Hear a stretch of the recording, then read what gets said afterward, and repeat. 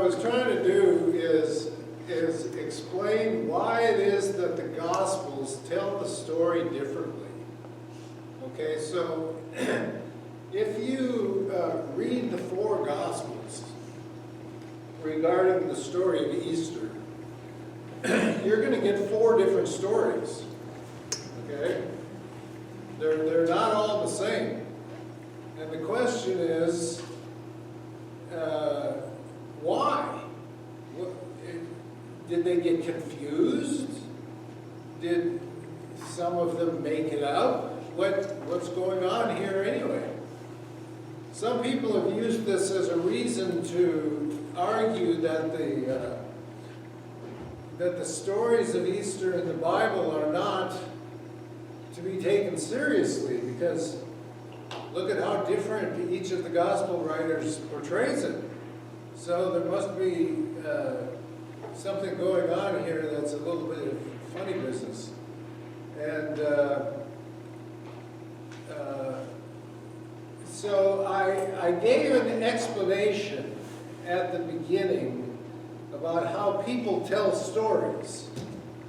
Okay, so suppose you were going to tell the story of American history, right? Okay, so you can tell American history from the point of view of our achievements. Okay, you can talk about, well, we got to the moon, we invented, electricity. Thomas Edison invented all these things. We invented the railroad. We invented all these things. Henry Ford with his cars and all the rest of it.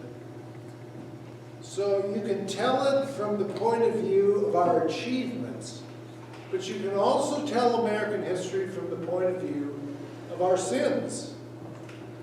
What happened to Native American peoples?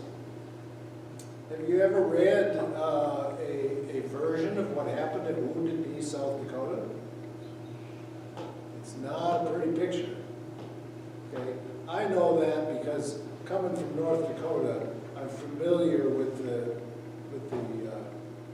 that particular part of Native American culture, the Sioux, the Lakota Sioux, and yeah, it was not and slavery and all the rest of it.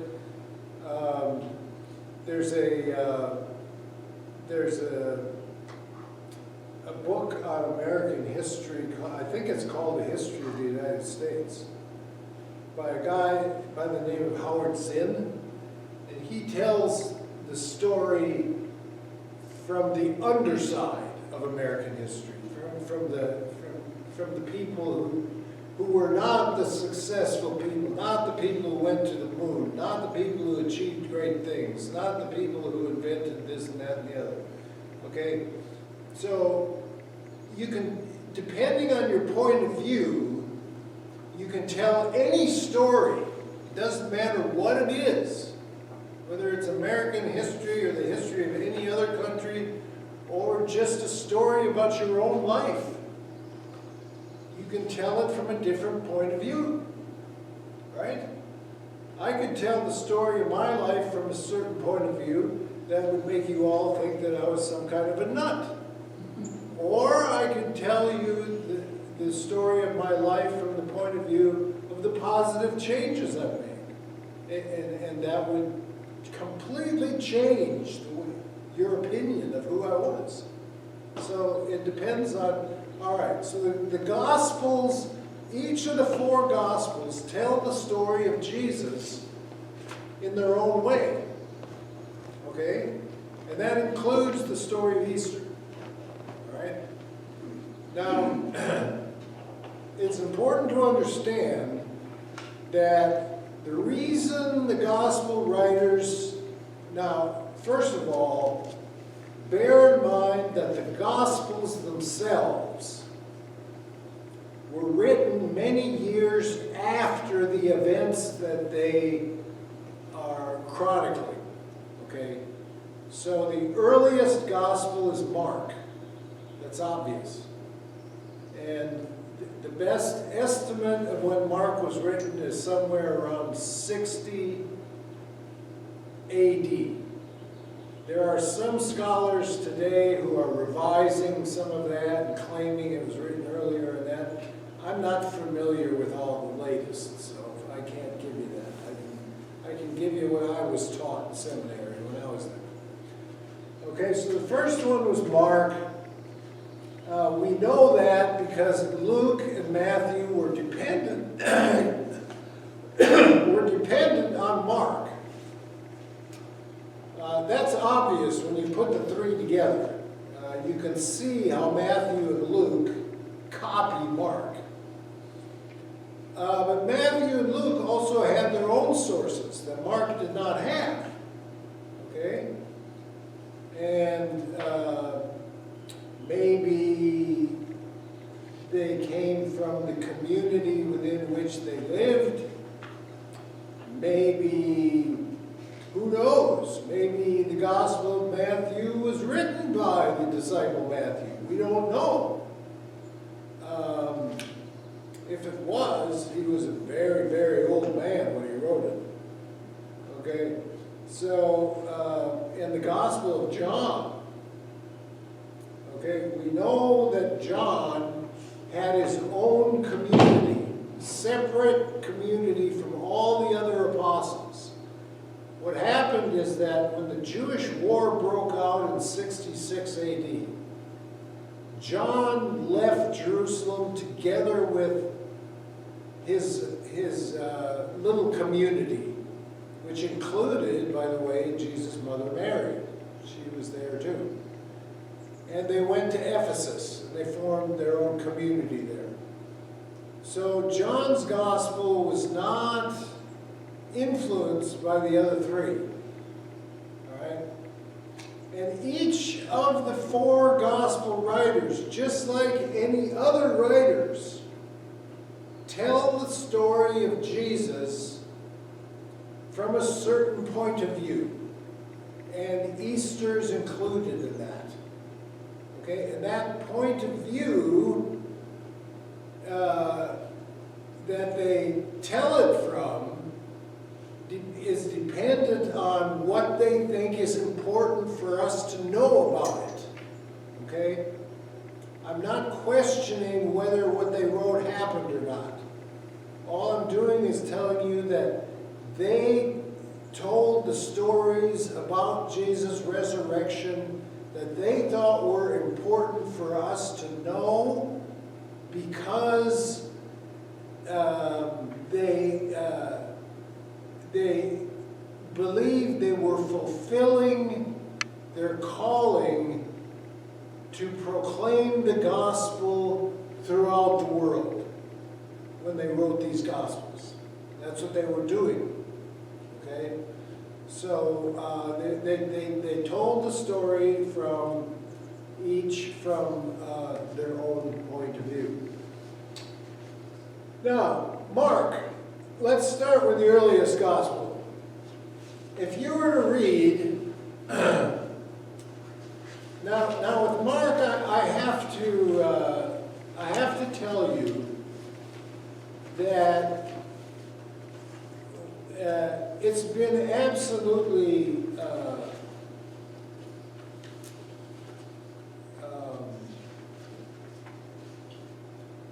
guaranteed that Mark ends at chapter 16, verse 8.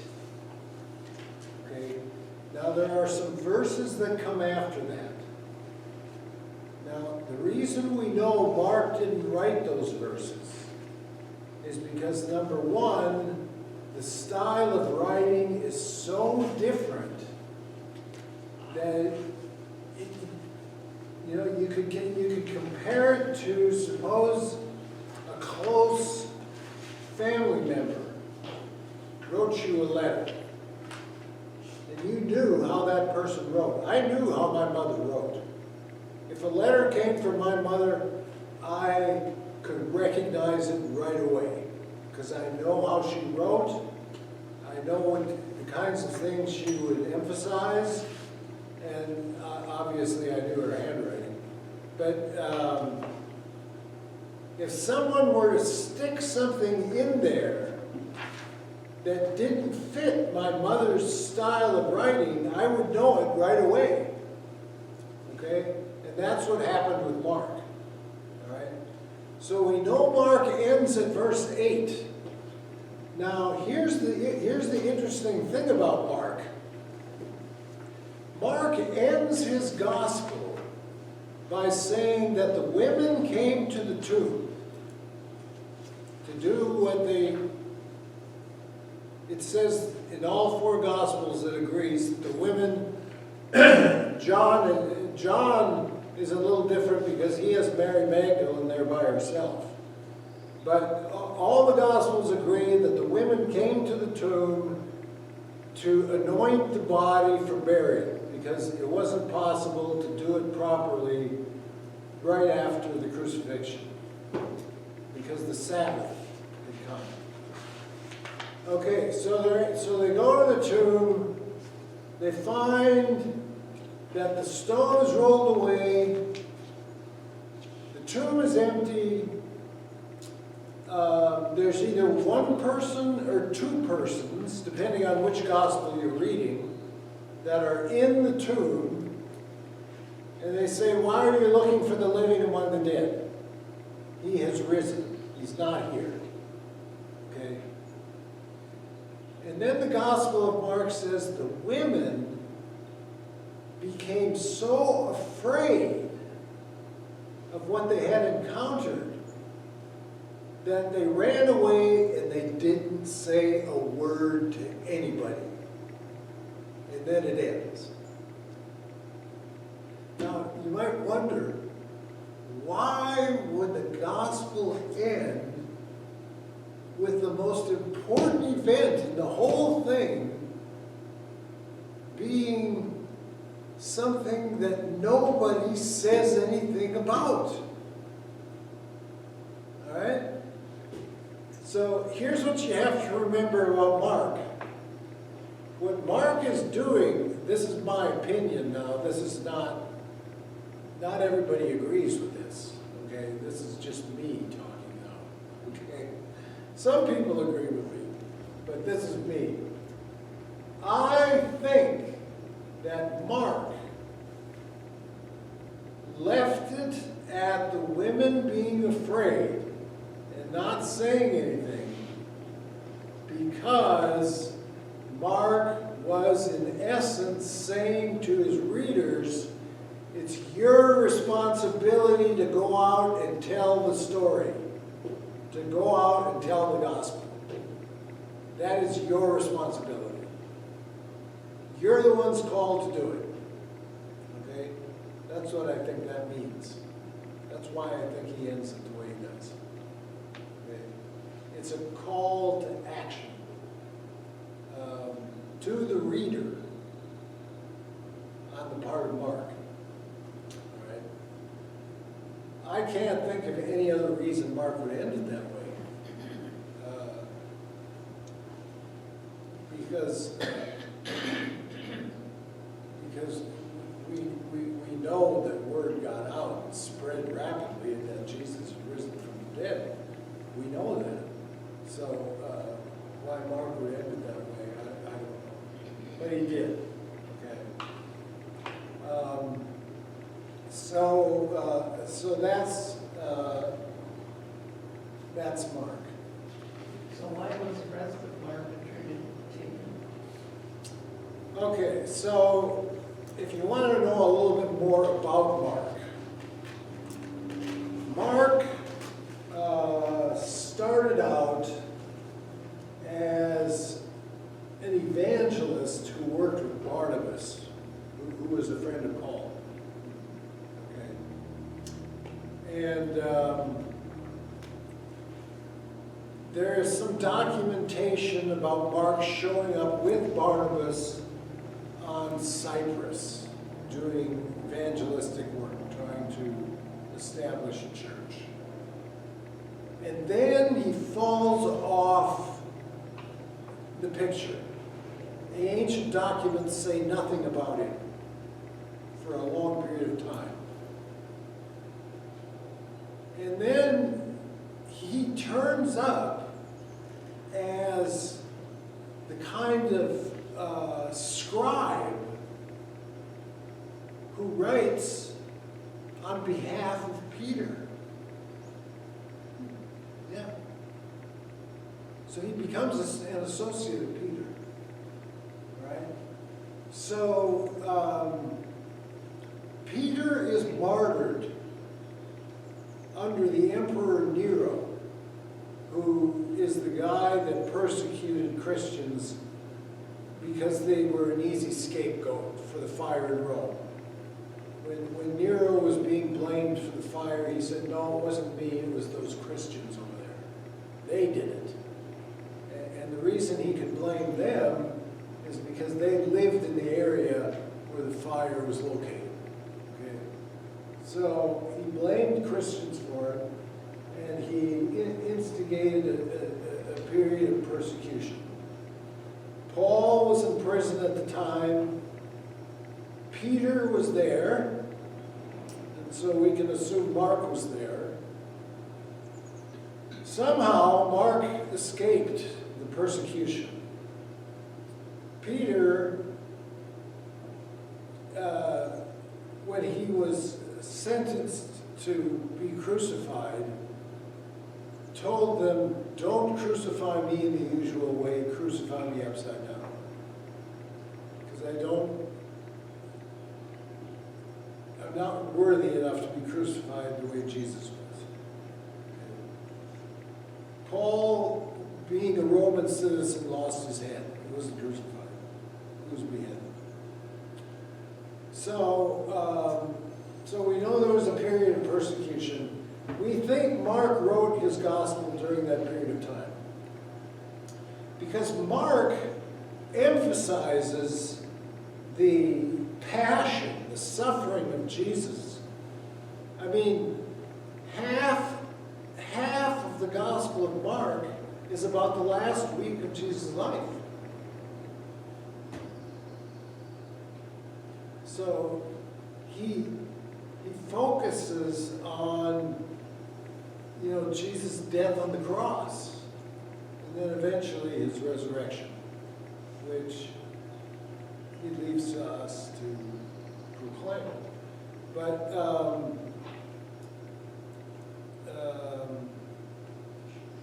people believe that Mark got the information he had, by and large, from Peter. That's how he was able to write the stories he was. Peter was the source. And that's how Mark got into the New Testament, because he was connected to Peter. And Peter was an eyewitness. So anyone who was an eyewitness was admitted into the canon of Scripture. Okay? All right. Now, Matthew. Matthew has a number of stories, some of which don't have anything to do with the crucifixion itself, some of which are meant to be an answer to the accusation that the disciples stole the body. Okay? So,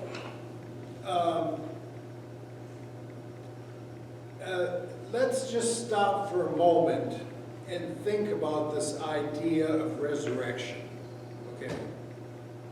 The greatest miracle of Scripture is Jesus' resurrection. Remember a couple weeks ago, or maybe it was a week ago, I don't remember exactly, but we talked about people who believe nature is a closed system that's regulated by laws, and you can't break those laws, therefore miracles don't happen. Remember that? Okay. So you've got people who don't believe in the resurrection of Jesus for that reason. They just assume in advance people don't rise from the dead.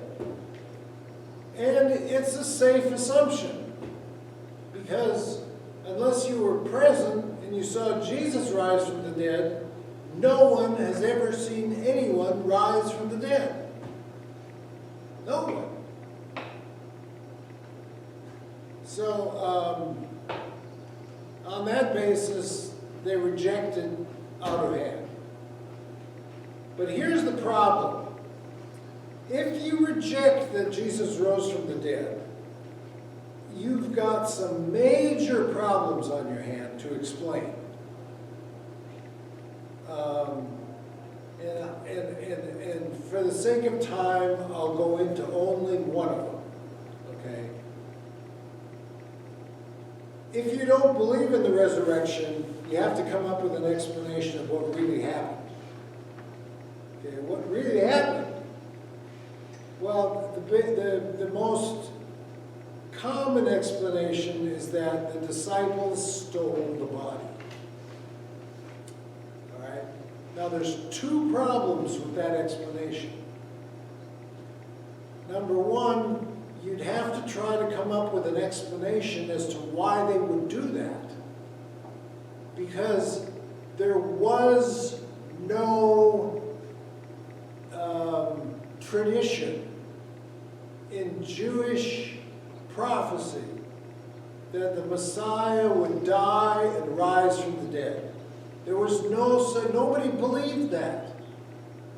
They believed that the Messiah would be a Davidic king who would free the Israelites from foreign occupation, and that they would be free, they would live in peace and under God's law, and everything would be hunky-dory. That was the idea of what a Messiah would do. Which explains a lot of things. It explains why the disciples abandoned Jesus. It could be the explanation for why Judas betrayed him, because he didn't turn out to be what Judas wanted him to be.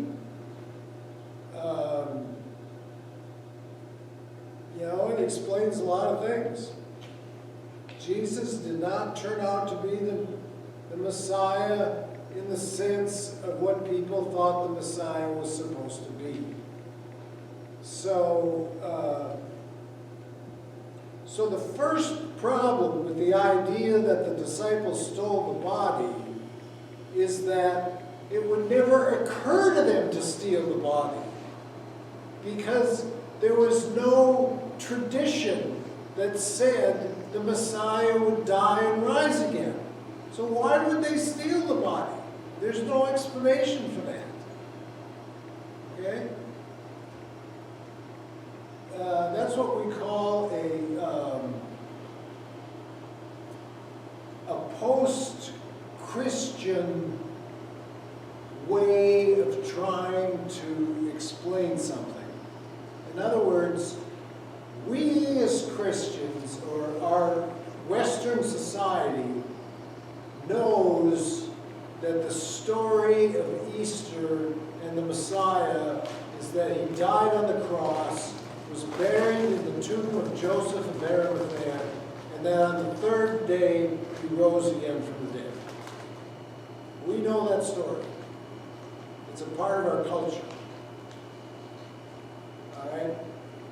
So people assume that that's the way the Jews thought of it too. But it isn't. That's not the way the Jews thought of it. The Jews thought of the Messiah as a Davidic king, as I said earlier. So there would be no reason for them to steal the body. It doesn't fit the realities of what they thought the Messiah would be. Secondly,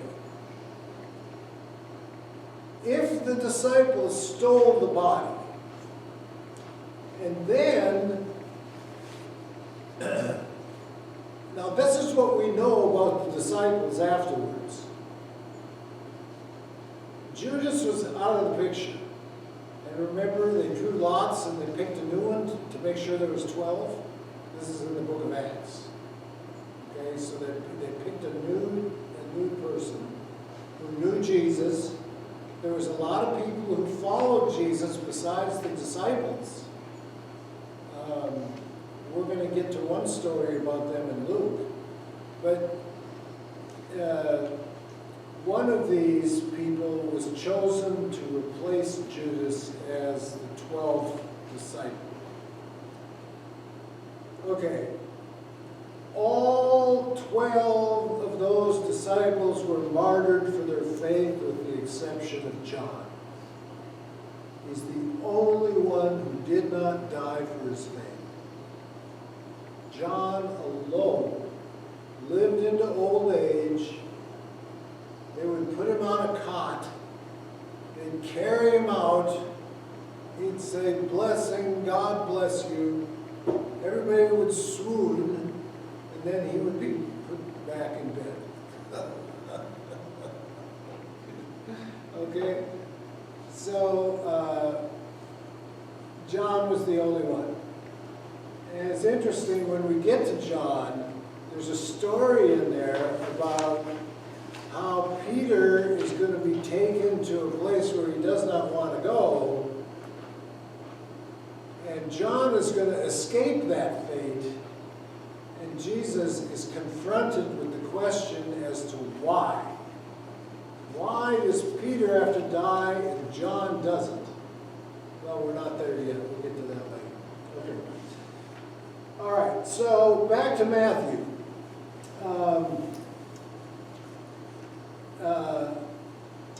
Matthew had to try and construct the story in a way that refuted the idea that the disciples stole the body.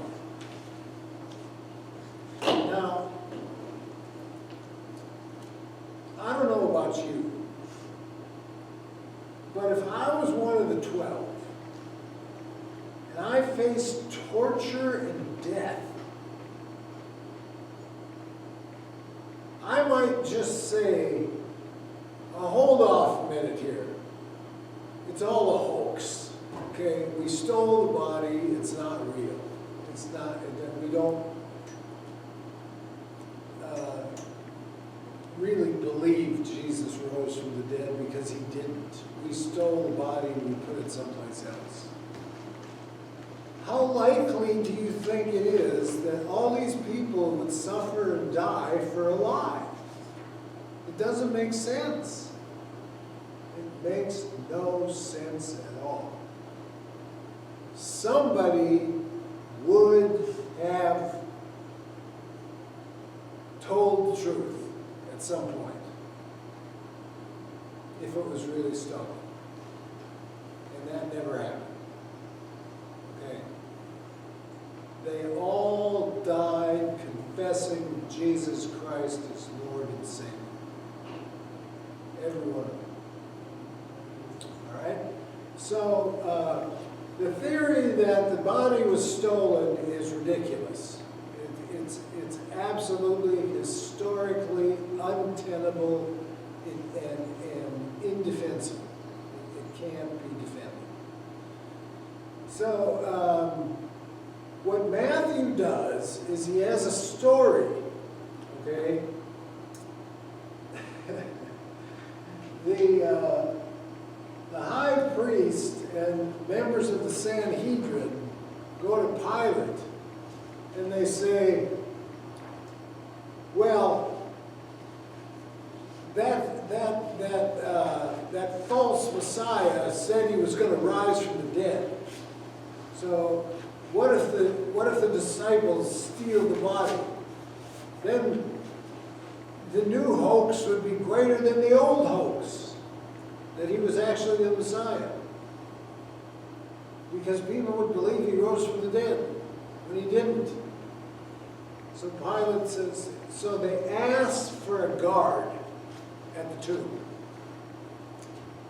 So Pilate not only gave them a guard, he took this paste and sealed the tomb, sealed the rock to if you ever go to Israel, I don't know how many of you plan on going,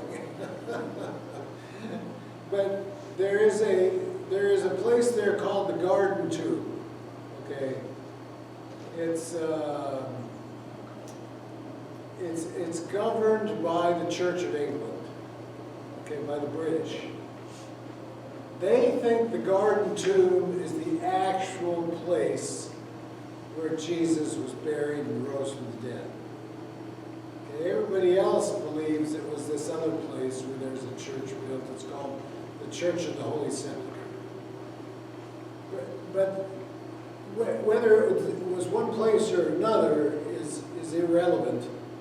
The Garden Tomb is important because it gives you a picture of what these tombs were like and how big the stones were.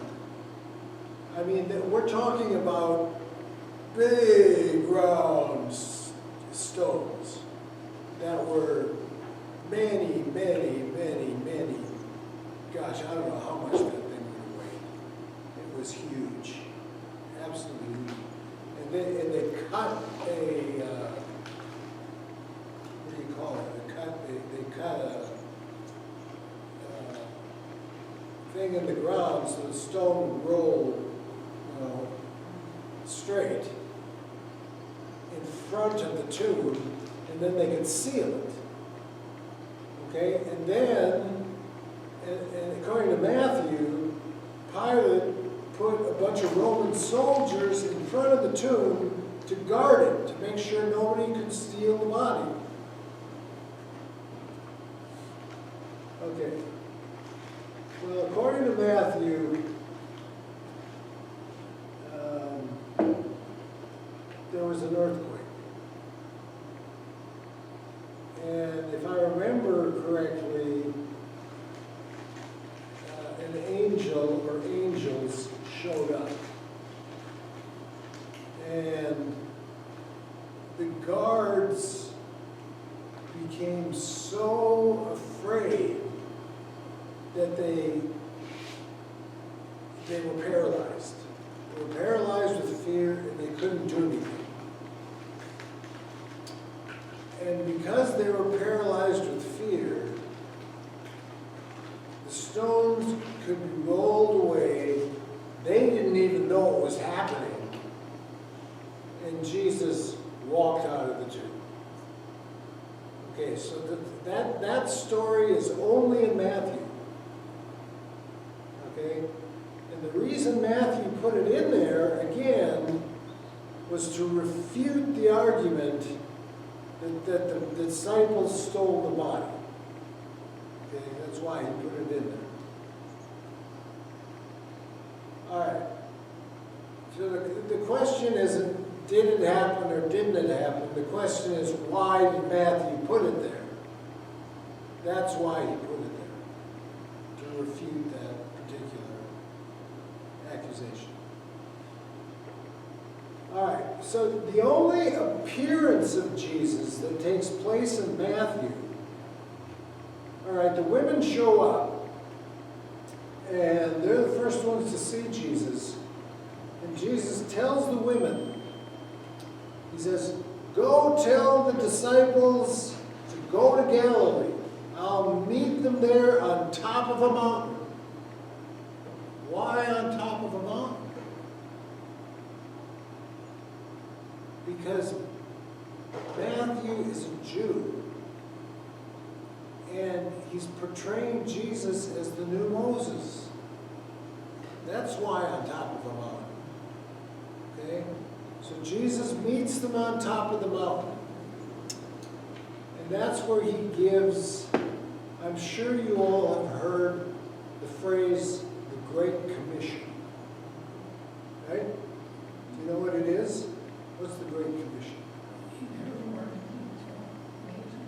Yes. And go and baptize and teach people all I have commanded you. Okay? So that is the only appearance story of the resurrected Lord in the Gospel of Matthew. He appears to the 12 disciples on top of a mountain in Galilee and gives them the Great Commission. That is the only appearance story. Okay? And after that, the gospel ends, and Matthew has nothing more to say about it. All right? Now, we know from other sources that the appearance stories lasted for 40 days after the resurrection. For 40 days, people were experiencing, almost at random. I mean, look at the Apostle Paul. Why did God pick Paul? Well, God knew something about Paul that Paul didn't know about himself, obviously. And eventually, Jesus appears to Paul out of nowhere, and Paul becomes a different person. He was Saul. Saul becomes Paul, and Paul becomes the apostle to the Gentiles. All right. Now, I want to talk about Paul for a minute because Paul is very, very important when it comes to the story of Easter. Now you might wonder, well, why is that? Because Paul wasn't there. Paul was persecuting the church. He wasn't present at the time that the Lord was raised from the dead. He was studying under Gamaliel in Jerusalem, a Pharisee Jew.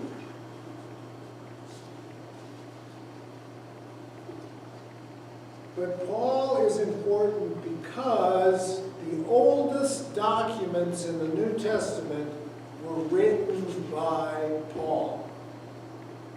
Okay, the oldest document in the New Testament is the first letter to the Thessalonians. It's the oldest letter, the oldest document in the New Testament, written around 49 AD. Which means less than 20 years after the crucifixion. Less than 20 years. Paul wrote that letter. All right?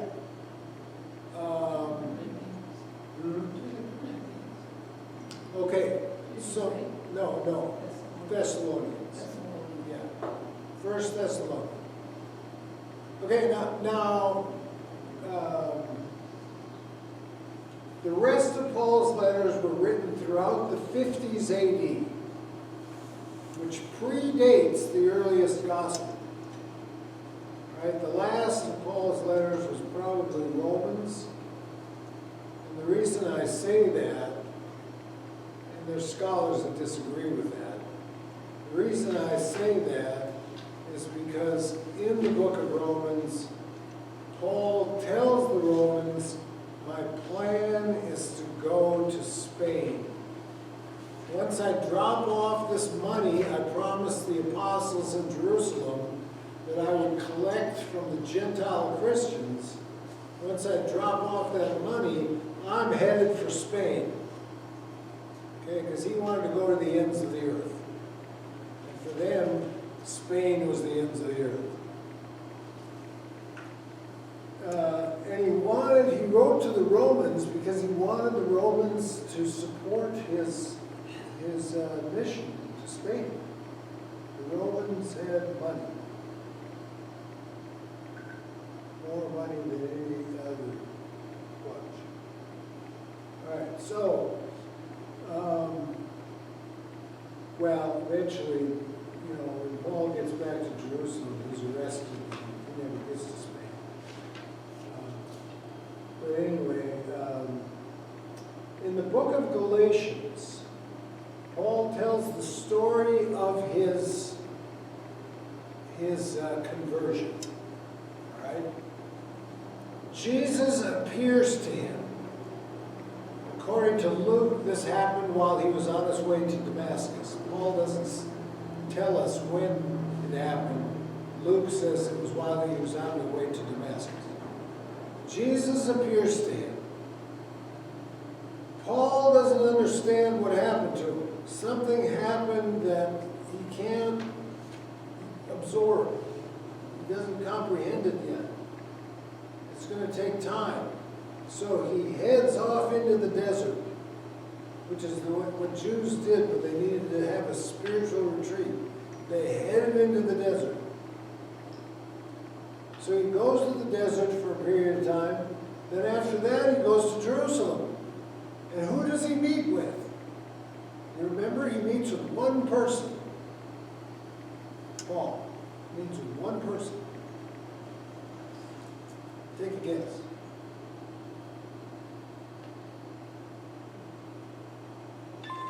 Who's the prince of the apostles? Peter. That's right. Paul meets with Peter for 2 weeks. Okay? And only Peter. Okay, so he has a long period of time where Paul and Peter are together. So why did Paul go to Jerusalem and meet with Peter for 2 weeks?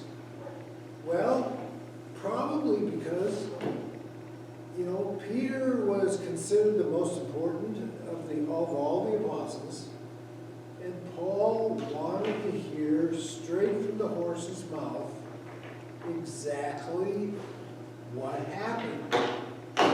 What was Jesus' ministry like? What did he do? What was it like to be present at the resurrection? And what are the apostles doing now? Etc. Paul was searching for answers. Right? And then he ended up back in his hometown of Tarsus, and he didn't get involved in missionary work again until he was much older. Right? So it took a long time for Paul between the visit of Jesus to Paul and his ministry. All right. Now, Paul writes in, I think it's 1 Corinthians, but I don't remember exactly, but I'm pretty sure it's 1 Corinthians. Paul writes, I handed on to you what was handed to me. That Jesus was crucified under Pontius Pilate, and that he died, that he was buried, and that on the third day he rose again from the dead.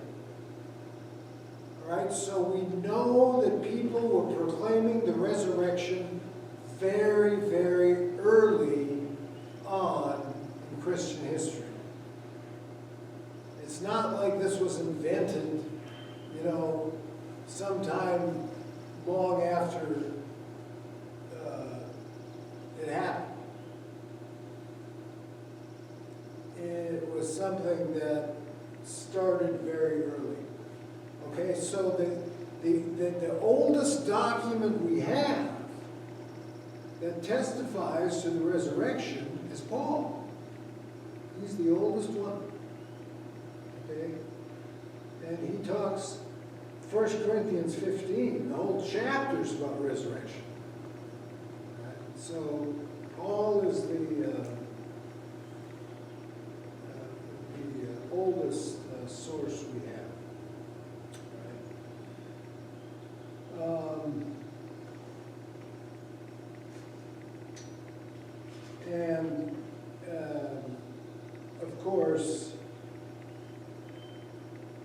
Paul himself encountered Jesus as well. So not in the same way. Jesus appeared to Paul in the form of a bright light that blinded him. And he talked to him. Saul, Saul, why are you persecuting me? As he was persecuting the church at the time. And Paul says, "Who are you, Lord?" And he says, "I am Jesus of Nazareth." And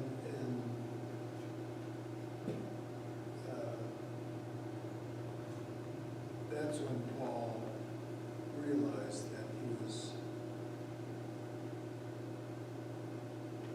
On the wrong track. he was on the wrong track. Okay, so we've got Mark, who just has the women scared. We've got Matthew, who sends the disciples out to preach. We've got Paul, who says, the apostles handed it down to me, and I'm handing it down to you.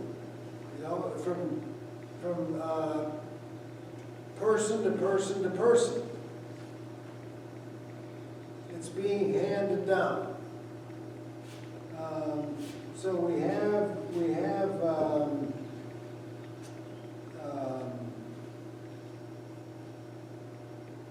attestation of the resurrection very early on in Paul. All right. Now, the two Gospels left are the ones that we usually read on Easter morning. This year it's going to be Luke. But it could be John. In fact, they say in the worship hymnal of the ELCA, where so once a month I plan all 4 services for the month. The hardest part of that is picking those hymns. That drives me nuts. Anyway, the readings are all there. And for Easter Sunday, it's either Luke or John. Take your pick. Right? So, since we're in the year of Luke this year, and since we read John last year, I picked Luke. Okay, so we're going to read Luke this year. All right? Now, Luke has several stories about the resurrection that I have 2 minutes left, and then we'll finish this next week. Because the most fascinating part of this discussion is yet to come. All right? I've only set the stage. All right? Because Luke and John are the ones that really define not only the meaning of the resurrection, but how we today can encounter the risen Lord in the stories that they tell. Right? So in Luke, as usual, the women show up. And they go into the tomb, and there's 2 guys there in dazzling white clothing. Doesn't say they're angels, just says there's 2 guys in dazzling white clothing. And they tell the women, "Why are you looking for the dead among the living? Or for the living among the dead? He is not here. He is risen. He told you that. Don't you remember? He said it about 15 times to you people. And it just went right over your head. You weren't listening." All right? So the women run to the disciples, according to Luke. And they tell the disciples, "The tomb is empty. The Lord is not there. He is risen." And the disciples respond, "This is nothing but an idle tale told by a bunch of gossipy women," and they didn't believe it. They didn't believe a word of it. Okay? That's scene number 1 in Luke. Scene number 2 in Luke is the road to Emmaus. Okay, so right after that happens, you end up all of a sudden on this little road between Jerusalem and a little village in Judea called Emmaus. And there's two disciples, who are not part of the 12, two other disciples, who are going home. And all of a sudden the stranger shows up. And the stranger says, no. He said, why are you so downcast? Why are you so depressed? And they said, haven't you heard the things that happened in Jerusalem these days? And the stranger says, what things? And they don't recognize who the stranger is. They do not recognize him. And so they tell him about Jesus of Nazareth, the prophet, mighty in word and deed. And they thought, we had hoped he would be the one to redeem Israel. I.e., throw the Romans up. We had hoped he would be the one to redeem Israel. But he ended up crucified and dead. And then our women astounded us even further and said that he wasn't in the tomb. And Jesus responds by saying, oh, how foolish you are and slow to understand the Scriptures. What is wrong with you people anyway? And he goes through the entire Hebrew Bible while they're walking to Emmaus. About a 4-mile walk, I think. While they're walking to it, he goes through the Hebrew Bible and he tells them everything about himself that is in Moses, in the Psalms, and in the prophets, and the wisdom literature. He tells them all about himself, how he is in the entire Old Testament Scripture. And how the Messiah must suffer and die and then enter into his glory. Okay, by the time they get to Emmaus, it's dark. It's nighttime. So they say, it's dark, it's night. Why don't you just spend the night with us? All right, fine. Then something very strange happens. They still don't recognize who this is. They're in their own house, but the guest serves them dinner. And when he breaks the bread, their eyes are opened, they recognize him. As soon as he breaks the bread, they see it's Jesus who's been talking to us all along. And then he vanishes from their sight. So we're dealing with someone who can enter a room without going through a window or a door. We're dealing with someone whose body can vanish and return again. We're dealing with someone who is a different kind of body, right?